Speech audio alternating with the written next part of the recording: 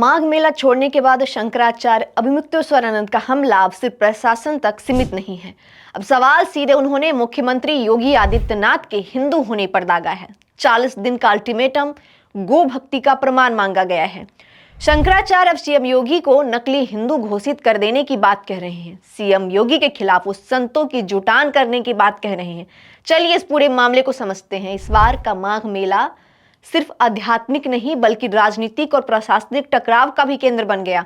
मौनी अमावस्या के दिन हुए टकराव के बाद रूठे शंकराचार्य अभिमुक्तेश्वरानंद ने आज वाराणसी में प्रेस कॉन्फ्रेंस किया है। उन्होंने योगी सरकार पर हमला बोलते हुए कहा कि मुझसे शंकराचार्य होने का प्रमाण मांगा गया। हमने दिया है 40 दिन में अगर वो गौ माता को माता कह करके राज्य में संबोधित नहीं कर पाते हैं, राज्य माता का दर्जा नहीं दे पाते हैं और जो गौ मांस का निर्यात निरंतर यहाँ से हो रहा है, उस निर्यात पर अंकुश नहीं लगा पाते हैं, तो उनको समवेत होकर के संत उनके बारे में निर्णय लेंगे और अहिंदू घोषित करेंगे। गुरुजी, आखिर क्या लोग कह रहे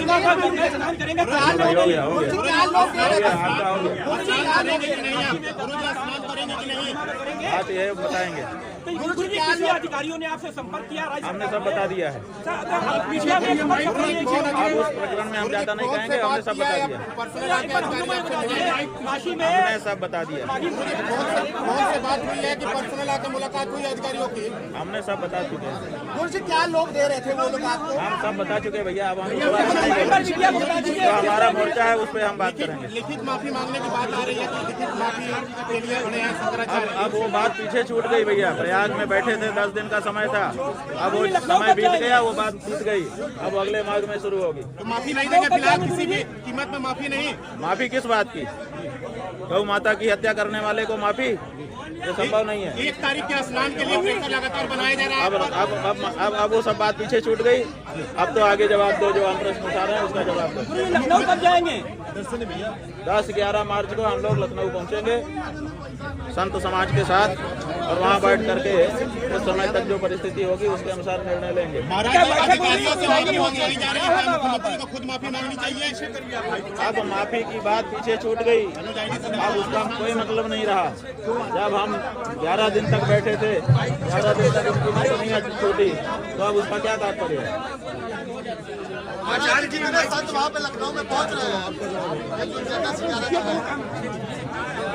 महाराज जी, दिल्ली में जो संतों की बैठक थी उसको कैंसिल कर दिया गया है। दिल्ली की जगह अब हम लखनऊ में बैठेंगे, क्योंकि गौ माता के लिए सबसे ज्यादा ये आवाज दबाने के लिए प्रयास योगी आदित्यनाथ की सरकार ने किया है। योगी आदित्यनाथ के सामने अब हमने प्रश्न रखा है। 40 दिन का उनको समय दिया है। 40 दिन में वो गौ माता को राज्य माता घोषित करें और उसके बाद जो निर्यात यहाँ से हो रहा है गौ मांस का, उसको निर्यात को बंद करें। भाई अब अगले मांग तक के लिए वो छूटा है। अगले मांग में वो मुद्दा पहले दिन से उठ जाएगा। हमने पहले कह करके आए हैं वो मुद्दा जो है माघ का है, माघ में होगा। अब जब वहाँ से हम चले आए तो अब मुद्दा क्या है और हमने सब बता दिया है उस बारे में। क्या मुख्यमंत्री जी को ही माफी मांगनी चाहिए? वो अपना शासन बाकी कर रहे हैं। मुख्यमंत्री अपने आप को हिंदू घोषित करें। 40 दिन का समय है। गौ माता की रक्षा करें, गौ माता को राज्य माता घोषित करें और जो गौ माता का मांस का निर्यात हो रहा है उसको बंद करें। यही एक आवाज है। अब उसको 40 दिन में उनको ये करना है, दूसरी बात नहीं है। किसी भी स्तर पर माफी नहीं देंगे। मुख्यमंत्री ने क्या करेंगे? अब जो करेंगे हम बता रहे हैं ना, 11 मार्च को वहीं पर संतों के साथ बैठ करके निर्णय लेंगे। किसी भी कीमत पर माफी नहीं मिलेगी।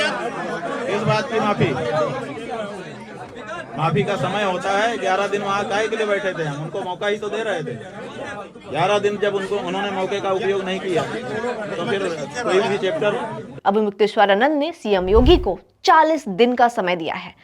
इन दिनों में खुद को गोभक्त प्रमाणित होने को कहा है। शंकराचार्य आगे कहते हैं, अगर प्रमाण नहीं दे पाते हैं योगी तो फिर समझा जाएगा कि वो नकली हिंदू है, कालनेमी है, पाखंडी और ढोंगी है।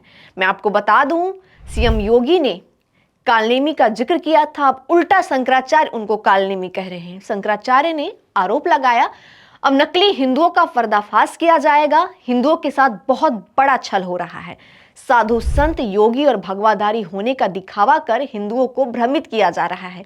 10-11 मार्च को सभी संत महंत और आचार्य लखनऊ में जुटेंगे।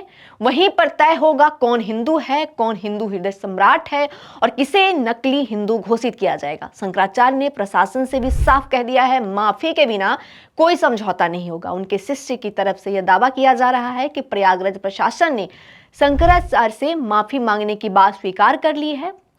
बदले में प्रशासन के सामने 2 शर्त रखी गई है। पहली, जिम्मेदार जो लोग भी हैं वो माफी मांगे और लिखित माफीनामा दे। दूसरी, चारों शंकराचार्य का प्रोटोकॉल स्नान के लिए लागू किया जाए।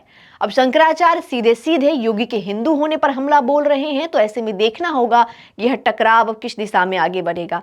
तमाम तरह के अपडेट्स के लिए आप देखते रहिए न्यूज़ इंडिया।